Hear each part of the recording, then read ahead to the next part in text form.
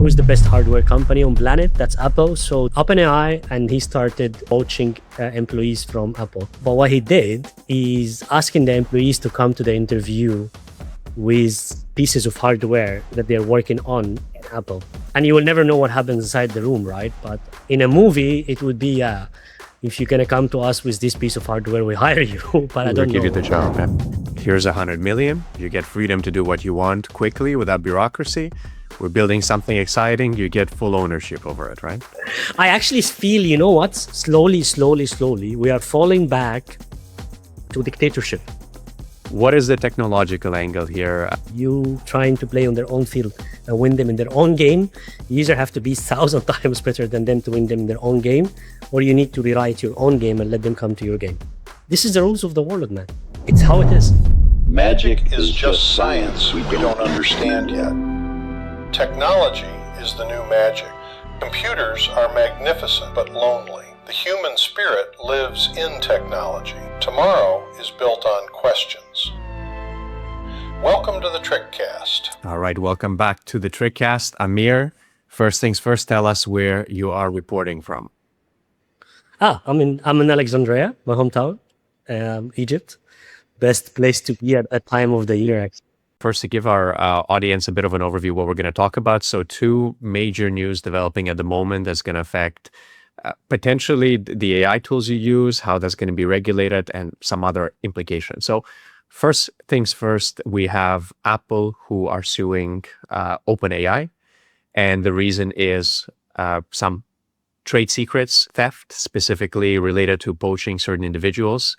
At this point, OpenAI has, I think, more than 400 former Apple employees. We're going to get into who are the main characters, what are the situations, and Elon Musk as well, jumping into some of the drama that we'll share as well.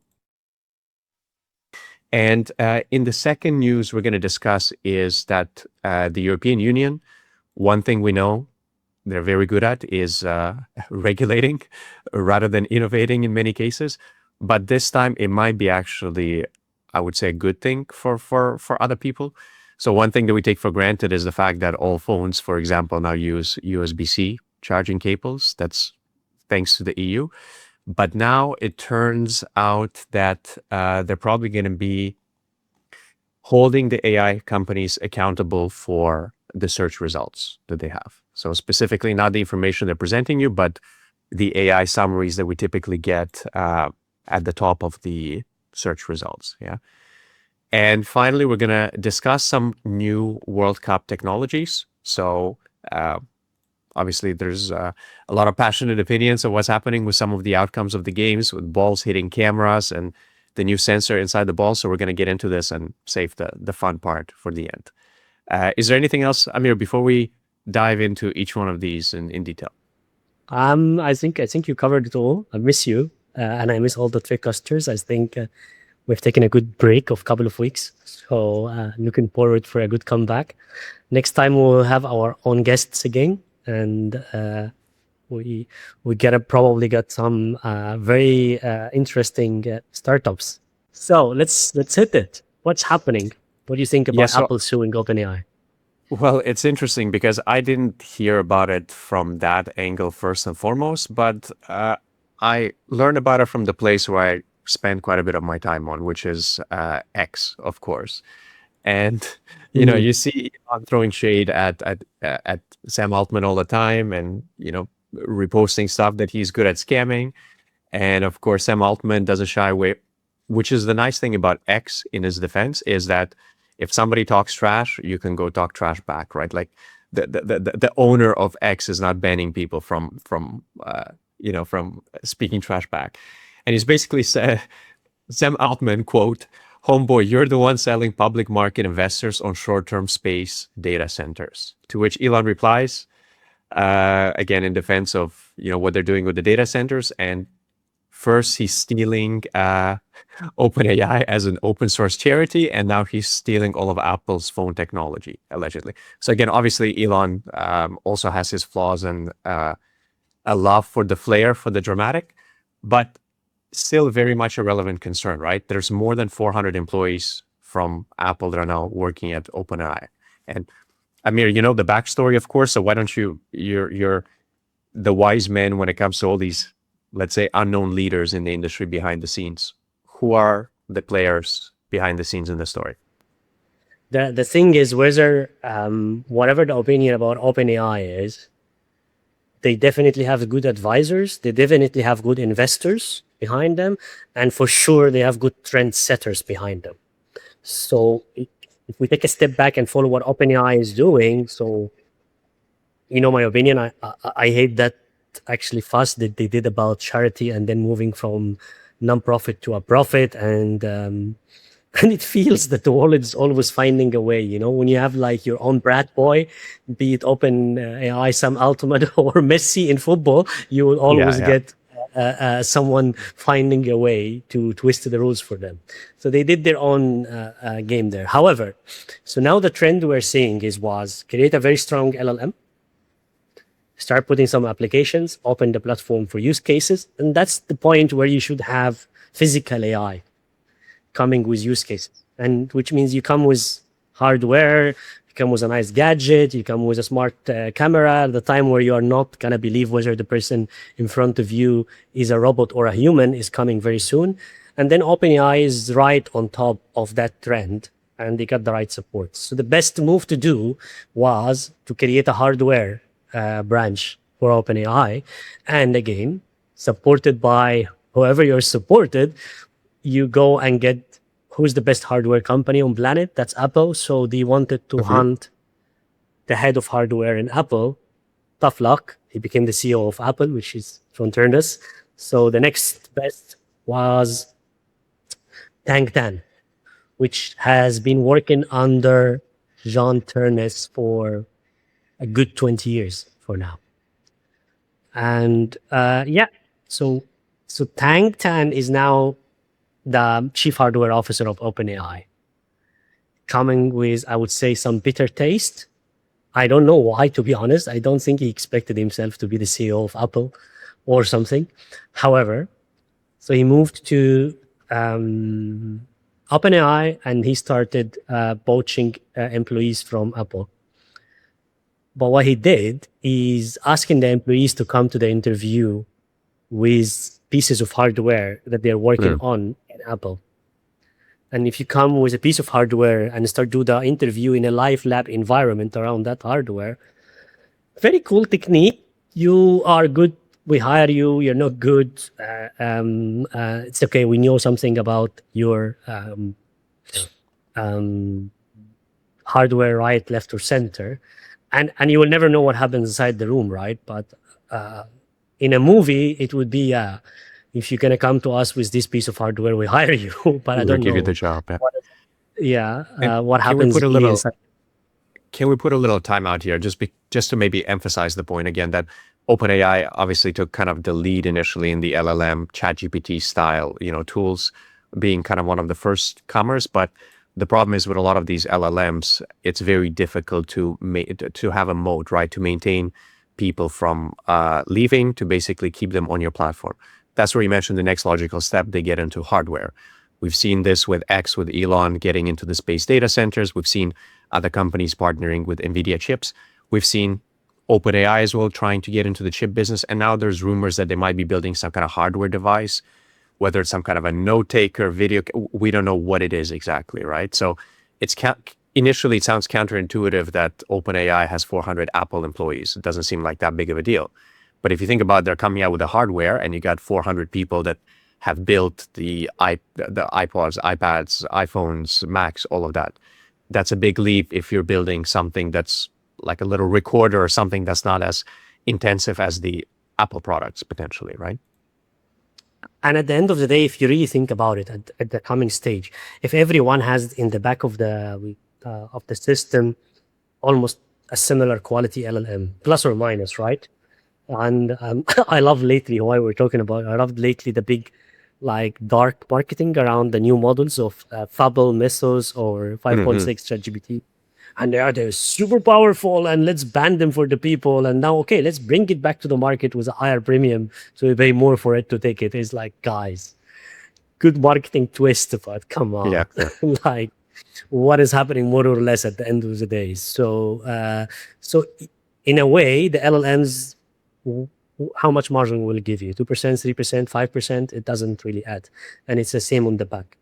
So what would make it really sexier for you to buy is a good hardware. And Apple knows how to make a sexy hardware. Like it's a hardware that would definitely get the people to buy. And then if you have a sexy hardware with an ability to keep it adding and then saving the memory of your history, and you have a companion, then you are really actually on the right track to create a strong bond. So, And the other day I've seen sad. also on this note, I've seen an ad, and as a marketer myself, I love when I see a catchy ad and I want to check it out. And it was like very sentimental. It was like, imagine if you could capture every day of your life, and when you're 80 on your deathbed, you don't have to try to remember, like, you have all of this accessible passing on to your family, blah, blah. I was like, wow, that's genius, right? And it's a little hardware thing that you pin onto your shirt, like a mic. And it does something like every X amount of seconds, it takes like a little screenshot or video snippet and just records little things throughout the day, kind of like your diary. And I thought, man, that's actually brilliant. The way it was marketed, like I would buy this. And my first thought is, okay, AI companies are going to do this, right? Like, and if you have OpenAI doing something like this, I wouldn't trust their data.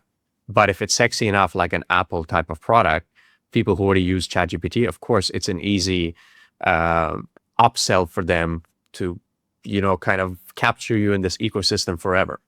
So that's a very big, like, let's say, intellectual theft between these AI companies that we've seen several times already in the past couple of years. The point is actually, Alex, and when we talk about it as an intellectual theft, I actually don't know. It's blurry. So put yourself on the shoes of the employee, right? He's sitting in Apple, working with Apple for the last 15, 20 years. And by nature, companies like this will start being humongous, and a lot of people will be crushed in the middle in there. And someone is coming to you with a better job, with a better place to work in. Here's 100 million. You get freedom to do what you want quickly without bureaucracy. We're building something exciting. You get full ownership over it, right? And you still get that passion and thrill of start working in a new company. And I think the thing that most of the corporates or the companies fail to get to see is when you turn around to be a strong corporate, well-structured, following a process, the thrill of the startup actually goes away. The thrill of the change goes away. The thrill of the doing goes away. Now an employee with a lot of intellectual knowledge in their head moving to the next place, how would you define what was really his and what was the company? Right. But asking employees to, what have you been working on? Let's see some schematics. Let's poach some more field application engineers who are working on, X components, right? That crosses the line, of course. This is the point of our modern life now. We put a lot of, so I was talking about the side of the employee. It's a person that is looking for a better opportunity to show their talent. But on the side of a company acquiring a company or acquiring a talent from another company, I don't have a proof. I cannot put my hand. Probably Apple will lose the case at the end. But we all know it's dirty. You can feel it, you can touch it, you can put your hand on it. But no, it's completely unethical. I know what you do. I know how you meant. And the threat of that, the danger of that setup, it's pushing us into a strong wild west again. Like we're far outsmarting the system. And what can really put the rules and the guardrails around this is going to be bringing the machines to rule us. And that's also why I insisted that we talk about the World Cup today. Because we put the machines to rule the game in the World Cup. Now we're going to put the machines to rule us because we are far outsmarting the system. And then you get to the next dilemma. Do I really step into the intention of the person? And when you say, Amir, if we can back up, if you say when we are smart in the system, do you mean we find loopholes legally, politically, financially to kind of like win things in our favor unfairly? Is that what you mean? Or what do you mean by that? Exactly. And that's what's happening here. So go to the court 10 times with Tang 10 now and Sam Altman against Apple. And I asked the employees for the schematics. You tell you, no, I didn't. I asked them to draw for me a schematic, or I made him sign on a big disclaimer that he will not bring actually trade secrets. And if you want to jail the employee. Or we sign an NDA that we can't talk about, right? Kind of like I'm sure they have like an army of lawyers making sure that they're every step of the way it's protected. But we know it's wrong. It's just you know it's wrong. But you will not win it, and they will not win it. Like Apple will not win this case. Look, I was talking to a brilliant candidate the other day, like for a very technical, deep tech position. But I don't know, somehow it came up in a conversation, and we're both like baffled because we kind of agreed, and it randomly came out in a conversation that like politics should be voted on a blockchain where everything is transparent. It was a crypto related role. That's how it was. And it was like, we should have some ZK related technology where people can verify one direction anonymously, like who's the person voting, and verify that Amir is a citizen of Germany and he only had one vote that was counted, right? Like, we have this technology, it should be out there. So in some areas, if the machine ruled over us, like we have these kinds of guardrails, yes, please. I mean, anything is better than some of the politicians we have in place. But but you know what's the problem here in this, Alex? Even we are 5 steps ahead of this already, because what's happening is idea seeding in the child's brain. It's actually identity crisis already happening. So I think vote is already irrelevant. I'm controlling your taste. I'm playing in your mind of what is feeding right you and what is wrong. what's real. I'm establishing the rules for what's acceptable and whatnot. Yeah. You're having it from the early age of 2-3 years, and you've been fed rules that this is how the image should look like. This is how it should look like. Everything how it should look like this way. So yeah, vote. Are you really voting? And is it your free will? Actually, it is your free will, but I have steered the will. Predetermined, in the the older 2-3 days, choices. exactly. In the older days, families were the home of building the will, right? And you're part of a family that is a bigger family, that is a bigger setup. And those families shape the ideology of their children. And then we come with that rich ideology that can compete and debate and philosophically discuss and from different angles. And that time where different is good. I have been built with a different mindset from Egypt, and you have been built from a different mindset from Eastern Europe, or coming back to Germany, or coming then to this. We all went through our own experience, and then we debate. That's a vote. But both of us are actually being fed from the same source in ChatGPT, being told what is right and what is wrong in a context way. And yeah, vote. It's actually ChatGPT voting, not us. But I'd argue That takes us it's, to- people, and of So- course it's not the majority of population, right? Majority of the people are busy trying to pay their bills and stay healthy and provide for their children and try to do a good, decent job in their work, So I think most people don't have time to think about it, but I still think the minority who are in the space, who are into technology, who are a little bit higher on the self-actualization, Maslow's hierarchy of needs, they're not looking for safety and security anymore. They're looking for actually self-actualize, like, putting something out there. And people are looking into open source technology, into free offline LLMs, into unbiased models as much as you can, into open sourcing the stuff. So I think there's always a way around it. I always thought my vote is with my feet and with my tax money, basically. And I tried to stay flexible enough that I'm not afraid to move for a better jurisdiction where I'm not being punished for having a high income or whatever the case may be, right? I'm not against paying taxes, but not when they're used inefficiently. So isn't it the same thing here, that probably we're going to have the small minority of people who are these cyberpunks or working on this technology, making it cool? You have guys like Pavel Durov of Telegram, who's exiled from Russia and tried to be jailed in France for like not opening up Telegram to backdoors from all of these like pressure from the EU and from secret services and whatnot. So we just need a couple more of these people who are like, here's a big FU to the institution, right? Let's keep it open source. Let's keep it private. Let's keep it. I think we're seeing more of this. How big can he go?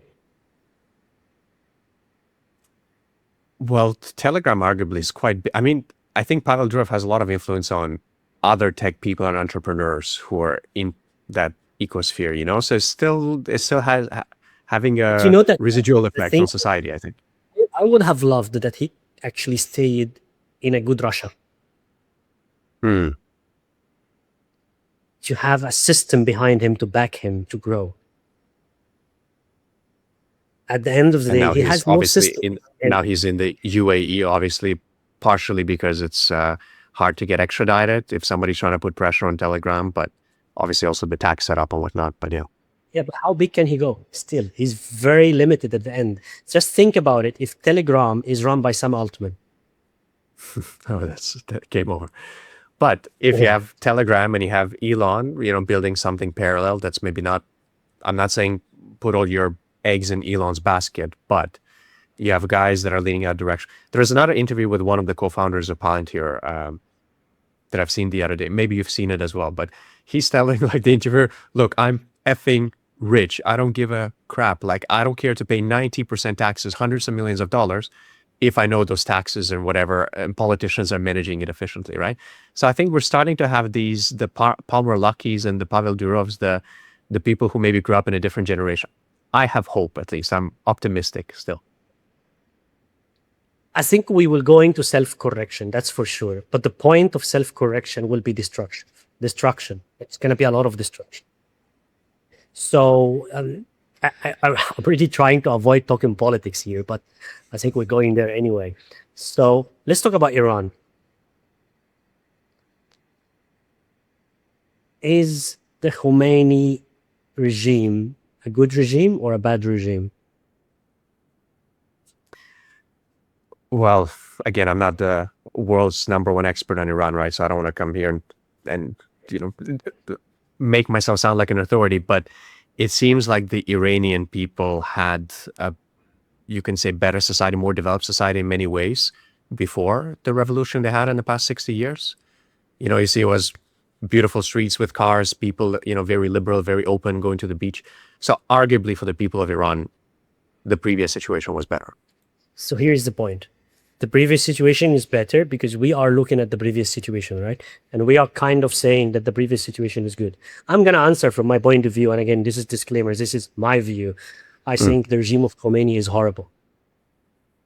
And he's brainwashing the people using religious ideology and making them forced to really live a horrible life now on the wish that you get a better life in the afterlife. And any person or any human that is actually horribly doing that to their people, they are horrible and that's evil. Point here, like this is the same like what Netanyahu is doing to the Jewish people, by the way. He's stealing all the Jewish people identity and narrowing it down, of the people, all the goodwill of Jews, and narrowing it into his Zionist agenda of staying on the actually whole staying nation in as power. a result of this Exactly, military everyone's political. alive. So he's using the Old Testament, he's using the hopes of the third temple, he's using the Solomon temple, he's using every tool in the book since the origin of humanity to control a population using that. That's the same what Khomeini is doing in Iran, actually. So here's the point. There's two evil people here. The point is there's followers to Khomeini and there is followers to Netanyahu. If the end game of that solution is eliminating 20 million Iranians that are following Khomeini or eliminating 3 million Israelis that are following Netanyahu, that's horrible. Yeah. Do you get what I'm trying to say? It's a sticky lost this situation. It's a sticky situation either way. But I think on the first thought that came to my mind, it's still a minority of people. But as we see in a lot of areas, that once the minority reaches a certain point, if the movement or the ism, the philosophy, whatever, you know, whatever is the name of the movement, some of them have certain traits that, like, for example, let's say some religions, right? That you can enter easily, but you cannot leave easily. What's going to happen over time, more people are born into it than are leaving it, right? So there are certain movements like this that get bigger just by default, just the mechanics of it. And it just shows that if that type of movement takes over a certain part of the population, it's an irreversible kind of a loop, right? It's like if a country falls below a certain replacement rate, you can force everybody to have babies, like every single year, and they will never be able to catch up once you're on a certain decline. So, I mean, yeah, that's a very tough human situation. I mean, I don't know what you do. What And this is, the only way to solve this situation is to access with technology, access with decent technology. Get the new generation to learn how things would work. Let them feel how tomorrow can look like. Not by actually locking them down or killing them or bombing them. Controlling them. Both sides, by the way. No one wins if Iran is completely destroyed, and no one wins if Israel is flattened or Lebanon is flattened or Syria is flattened. No one wins. No, I'm with you. It's very bad. So, and if we reach with technology and we really get these people to see the better part of humanity through that tech, and now we are polluting it by people like Sam Altman or people like whoever they are and trying to enforce their own agendas on the ways, and again falling onto the same pattern of this. We're losing our almost last hope from my point of view. No, I see where you're coming from. Yeah. So, I mean, it's at a certain level, a certain scale, it just becomes like dirty business, and like you said, it's like that old also Soviet Union phrase, like we knew they were lying, they knew that we knew they were lying, but they kept lying to us knowingly anyways, like that kind of a thing. The white side is actually our next topic. It's actually the Germans are actually, they did something about it for the first time. I'm liking a new regulation. So that's right. And I'll have a counter argument on this lately too, related to our Europeans here. But let's get into it. So we have a court ruling that came from the European courts that basically Google will be held responsible for the results of their AI summaries, let's say.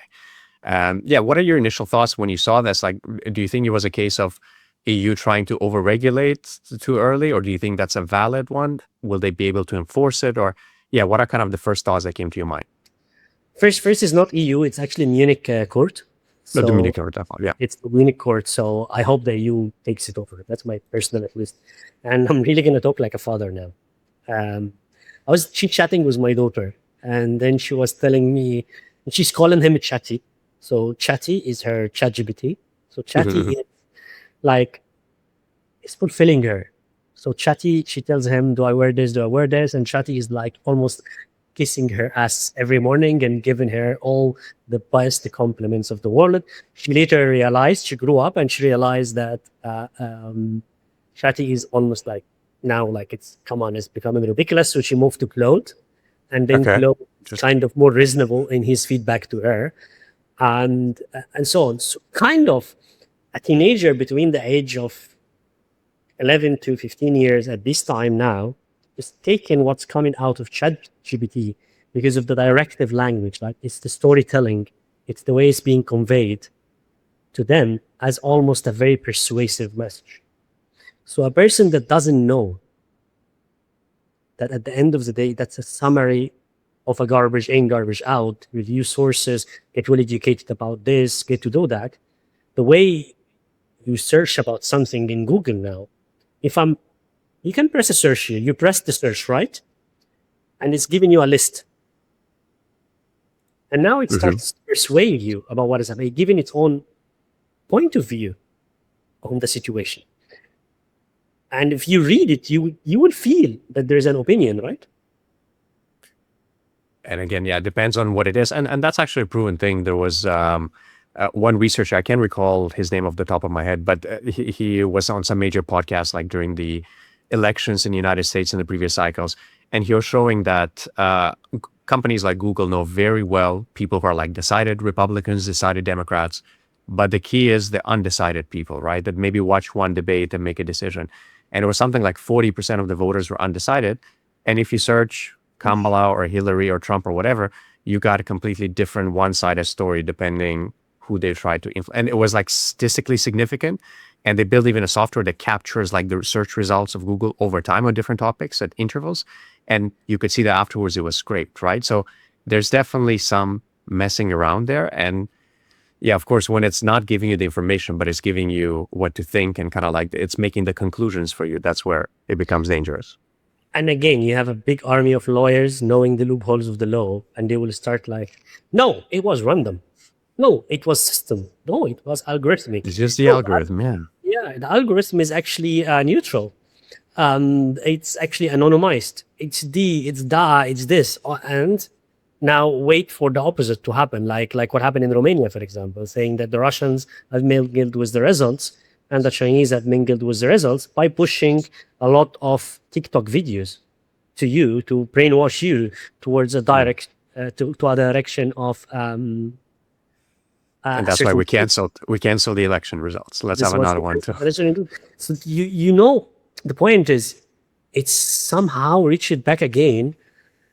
It's really opinion-based conversations anymore. It just we lost control. We lost. It's very sad actually what happened. However, I think someone has to be accountable. And as we said in our previous episode about AI without human in the loop, and the final pressing the button has to be done by a human. But if you decide as a CEO of Anthropic or a CEO of Google or a CEO of OpenAI that you will allow it to be done autonomously without a human in the loop, then you are responsible. You took that decision that you will allow it to happen, to come out without a human in the loop. Yeah, That's my view. Interesting as well that it seems like Google is going to appeal the decision. So let's see what happens. But one thing that was interesting, the other day I listened to a podcast. It was the founder of Perplexity, actually, who is not a sponsor of the show, but we use anyway. So feel free to sponsor us. And it was interesting. They were talking like, what are the different problems they see in this whole AI space? And obviously he's in that space as well. And yeah, one thing that was big is really the algorithmic feeds. It's something that he had an opinion that was like the first thing that we can fix, where you have, again, the old school chronological feeds are based on your close connections or whatever, but not things just feeding you stuff automatically, nonstop scrolling. If EU started to put some regulations in that place, I would be happy with it, right? But something that, Amir, we didn't prepare to talk about, but I did want to bring it up because, you know, I don't believe in government control in a lot of the areas. There's another sneaky thing that was passed through the European Parliament just very recently. And I'm not sure if you know about this, the EU chat control. Have you heard about that?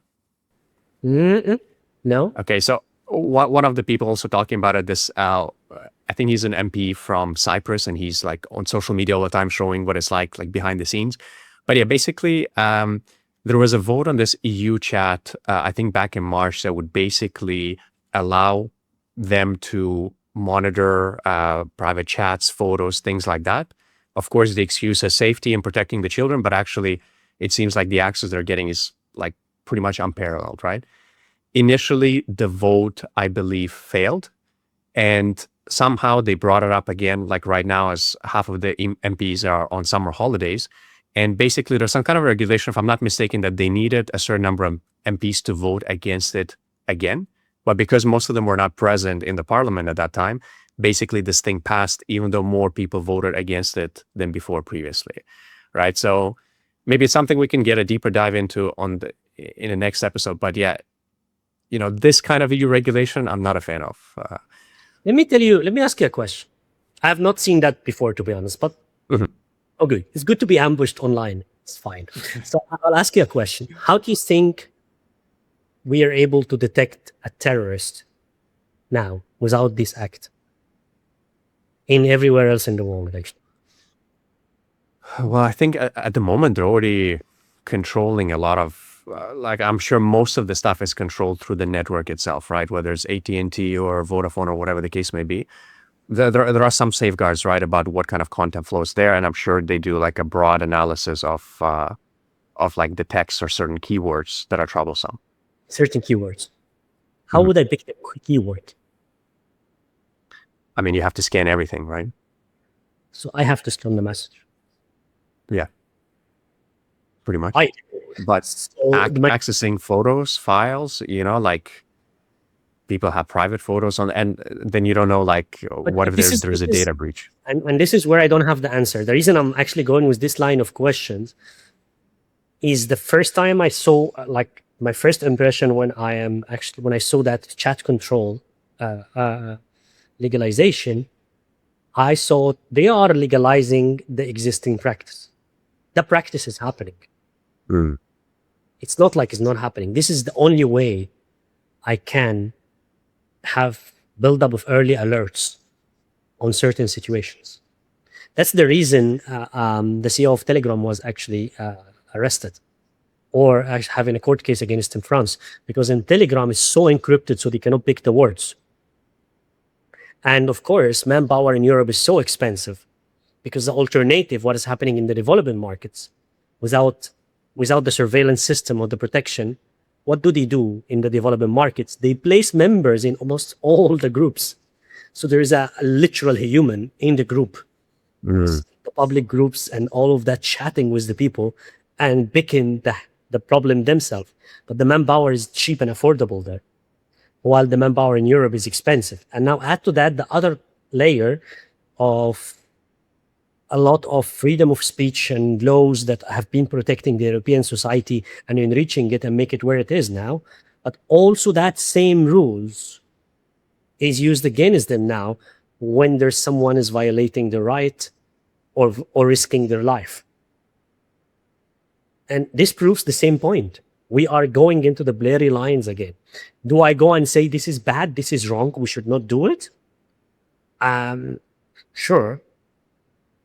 But next bomb in Berlin metro that takes someone I like, whom to blame? You're here? going to change your opinion instantly. Yeah.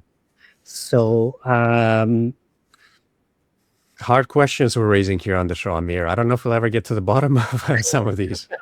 I actually feel, you know what? Slowly, we're falling back to dictatorship, to the rule of the good dictator. That will become a better system than the rule of a not functioning democratic system. So you mean like a Lee Kuan Yew in Singapore versus, again, take your pick. Like somewhere, somehow, there will be a body coming out that actually saying, yeah, we will do whatever necessary, but you have to trust us. Because we really don't have the answers and no one has the answers. And so if I say no, don't scan the words, it's hard. And in reality, the only countries in the world that are not scanning the words are the Europeans, and they are now vulnerable. No, that's a good point. So that's the point. Everyone else is scanning. They're just not telling you about it, Jen. And the sad part as well, in reality, that also the bad boys know how to avoid that. And like say things in like their own terms, and let's have the potato on top of the mambo, and then mango will do these things, and the whole encryption works, and that's the whole mambo jumbo again. So I am not against and not with. But at least what I really like here is that it's open in the light. It's up in the air. We can see it. We know it's happening. We know the conversation was there. Well, that's fair enough. Let's hope they use it in the best, most responsible way possible, and not, as another way to kind of encroach and dig at our freedoms. And should we save the end? Should we finish on a maybe a bit less depressing tone and maybe discuss some of the nice things that happened with the World Cup? Depressing or not, but just to like, I don't know. I think this World Cup is amazing, right? Well, I mean, it's been definitely a source of excitement. Yeah, it's simply put the people again in front of the screens. We're talking about football, and what worse can happen? A yellow card here, or a red card here, or someone win here. Like the the beauty about actually World Cup or sports in general, with the beauty of the World Cup, is that what worse can happen? What is the worst that can happen? An illegal goal inside or a bad winner? It's fine, man. People still have a nice beer and did their own drink and they cheered for the game and they ended up with a big topic of conversation around something and they went home safe. So And it seems going to be like a lot of multicultural babies born after this World Cup. I'm seeing yeah. Korean fans in Mexico. I'm seeing Japanese fans in America. I'm seeing, like it's been fun to watch from that perspective. It's bringing the world together in one place. 48 countries is almost 1/3 of the world, right? Yeah, And except of course we have some disagreements with outcomes and some of the rulings in some of the games. So what is the technological angle here? Can you maybe give us an insight, Amir, what's been innovative from a tech standpoint with the World Cup, and then we can get into some of the controversy maybe. Okay. Let me put my fan face here. I'm taking off my glasses. Let's talk football. So, honestly, okay, let's put it this way. This is the most sophisticated tech in a sport that has been placed to. It's almost becoming a PlayStation in reality, with the humans running. So I try to capture as much as I can of technology implementations there. So let's start by the ball. I never thought in all my life. I'm one of those generations where we used to do the ball ourselves, right? So we created it with take a bunch of banana leaves or something. Yes, and all of that, and start playing with it in the street. And now, if you tell me at that time that we'll have a ball where you have to charge it, put it on the charger, please, before we start the game, I would be like, really? Like, what the hell? Yeah. So just imagine a person from not even the 80s, actually. Imagine the person from 5 years ago seeing the football connected to a wire. The only thing that will come to your mind that's air pressure, right? Air, and that's the maximum you would think of. But now we have a very sophisticated ball with a very nice name, Trionda, I think. And Trionda is one of the most sophisticated, well censored with thermal and touch and humidity and pressures, and is able to detect even the handball that the referee didn't even see it. It's able to detect the handball even the player didn't feel it himself. And it's actually getting a very interesting controversy. I think there was a couple of games that there were penalties booked against players that I guess the player will have to rethink his sense of touch after that to see if he can. How did he touch the ball and didn't feel it? But it is the ball felt it. So, and the ball felt it. What can we say? And Mr. VAR sitting behind decided that that was a handball and the penalty was booked. Of course, the ball detects when it goes into the goalie or when it doesn't. When it crosses the goal line, yeah. So, there's a lot of actually. The most interesting one is the semi-assisted offside trap, and there was an incident in the game between Egypt and Iran actually, and Iran scored a goal. In that goal, the referee canceled the goal because it was an offside trap, and I think the only one who seen the offside trap was the VAR, because it was literally like 2 centimeters on the feet of the people. That is almost a different size of the shoes. It has nothing to do with anything else in reality. And the goal of Iran was cancelled. It was in our favor at this point of time, so we had a chance to play an easier team afterwards. But I actually don't feel that I'm happier knowing that someone else is sitting outside watching the game and then decided when to replay and stop it and make a decision that overrides the decision that happened on the field. I feel that's taken the spirit out of the football itself. And maybe we'll get used to that later, but I'm really finding it so hard there's a lot of sensors in the machine deciding what we used to even have the decision on it. So in the last game between Egypt and Argentina, and also yesterday between Switzerland and Argentina, you would see that the VAR decided to go and find a rule. You really need to read the constitution now before you play a football, because they are calculating things it was what? It's if the ball there was a controversial mistake in the build-up of the football, then actually the referee has the right to go back and cancel. Okay, who defines the build-up? And one of the most beautiful goals of the World Cup or the history, almost the equivalent to Maradona's goal, the famous one in 1986, is done by the Egyptian player Aysam Hassan. We have to put it in the show. We need to show that game. This was a very good game. and and the guy took the whole pitch, actually, like squeezing between all the players, and reached it and scored a fantastic goal. And then the VAR decides to go back. Mm. And like almost like to the Middle Ages, there was a foul have been committed in the 70s of that century, and that foul, we need to look at it now and make sure that we cancel that goal. It was a foul. He applied the rules. It's true, and the goal needed to be cancelled. It's also true, but that same foul happened afterwards. And now the same call wasn't made at that time. Same call wasn't made. That same foul happened yesterday against Harry Kane, and that call was not made. So, what's interesting is, when we talk about these missed calls and kind of ruining the game, I'm a hockey fan, and in hockey for the longest time, growing up in Canada, of course. But in hockey, for the longest time, it was up to the referees on the ice. So you have like the referees, the linesmen, who are determining the offsides, and you have another one that's skating to see if you did something legal. And of course, there's a lot of debate, right? Because it's playoffs, it's going to be a little bit more intense, but the referee gets a lot of power over how hot the game gets, the temperature of the game, right? And what they've introduced fairly recently is, like before, you couldn't challenge the referees as well, but now they introduce a coach's challenge that if you don't agree with a call, you can basically call up the high office for a review, right, wherever they have their broadcast center and all of that. And if the call stands, obviously the other team gets a penalty and you get some kind of a advantage, right? But vice versa, if you lose the call, you lose the only timeout that you own in the game as the coach, right? So it's actually very interesting because you got some skin.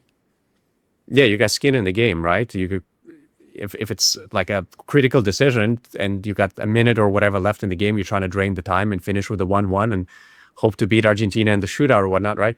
That could be the difference between, winning and losing. And you have some fairness where it's not, this is the God that decides the decision. You have some power over the decision, Yeah, and you have something to lose. I love that. I love that. I think it's very good. I think that maybe Mr. FIFA, hello, if you hear us, please, like, look next door. Some people are smarter here. They're trying to do something better, because this is ridiculous, to be honest, what is happening there. But on the other hand, I think the fact, and if you think about the football as a smaller representation of what is happening, what is coming from the future to tell us what is going to happen, we definitely have a 23rd player on the field now. It's technology. That technology is able to steer things in a different way that was not happening before. Now, whether we use it right or left, I think that's really up to us. There's beautiful tech that actually detects the cheering moments from the fans, that detects the decibels, how high is the noise, cheer, the noise meter, yeah. Like the amount of chanting. There's detections of the mood of the songs. If the fan starts singing a song, the mics will detect that this song is what, and starts playing it to them while they're playing. The referee is talking in a mic to the hall, and everyone is hearing them. You can see the camera of the referee when he's running.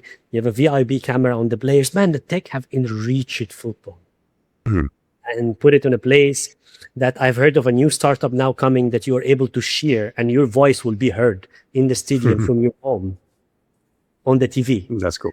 That's cool. And it's really coming and growing. So, but on the other hand, let's not ruin the good sport. Like, yeah, and I was going to touch on your point as well. If FIFA and this World Cup is a representation of humanity as a whole, I think everybody will agree the sportsmanship, the game, the excitement, people coming together, that's amazing. Let's keep it. I think me and you, Amir, we don't care about sex, religion, politics, just don't be a shitty person, pardon my French, right? And same in sports, same in a lot of things. But at the same time, we're also getting a glimpse, just like in the real world, in the world of AI, corruption, government corruption, same you have in FIFA, where it takes one president to make a phone call about a player that's been penalized and supposed to be banned from the game, as Trump called the FIFA about. It was crazy. Like, I never seen a red card being revoked before. Apparently, it's written somewhere in the book as well. So they applied the rule. The emperor has no clothes, right? We know the emperor has no clothes. Everybody knows, but nobody can say anything to that extent. It's really like crazy. But however, I will say something actually. I'm sorry to go back to Argentina because I think now they are being portrayed as the Israelis of the World Cup.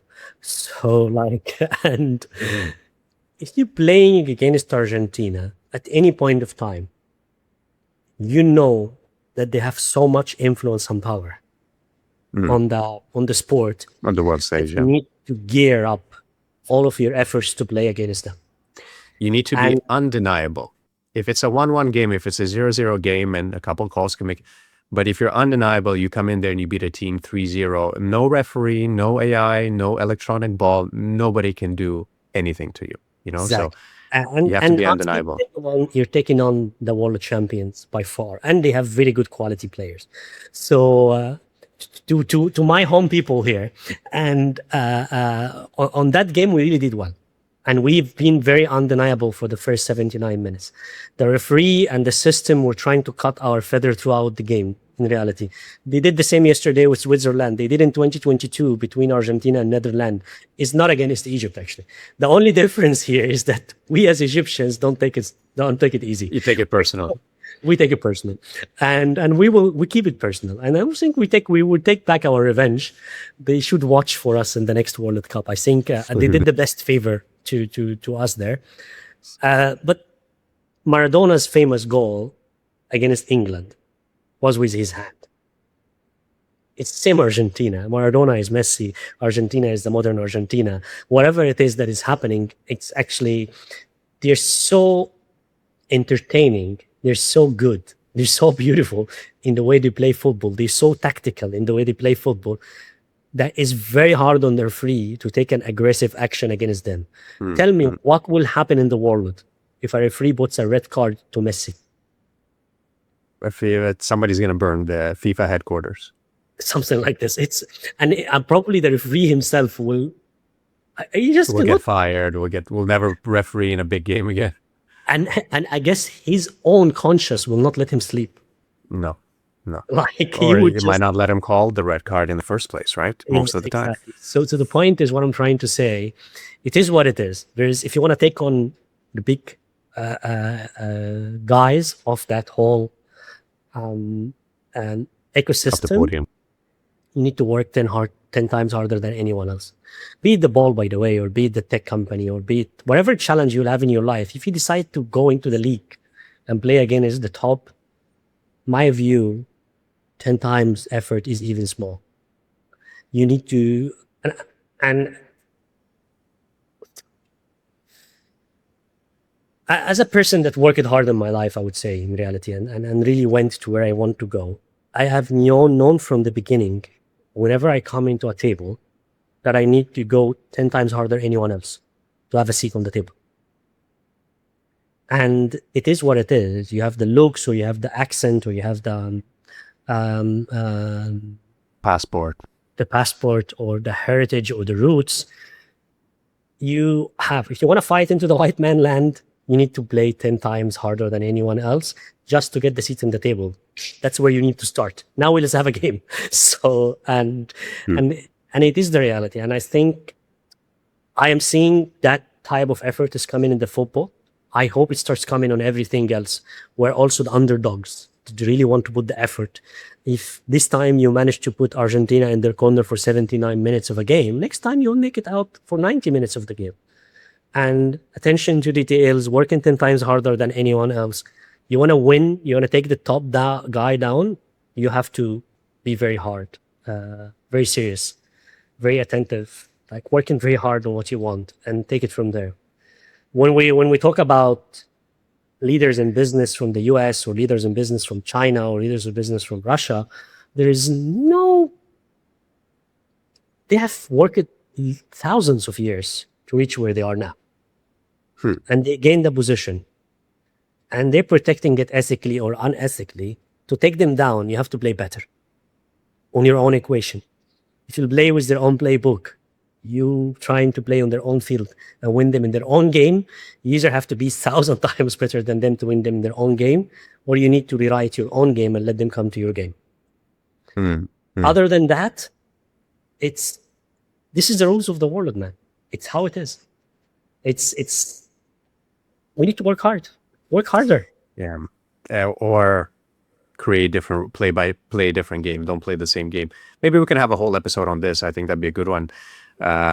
You know, We have a like very interesting break the rules, don't break the law kind of thing. Because I don't believe in playing the games that society sets out for you. To finish high school, go to university, get a good job, marry this, you know, drive that minivan, have to.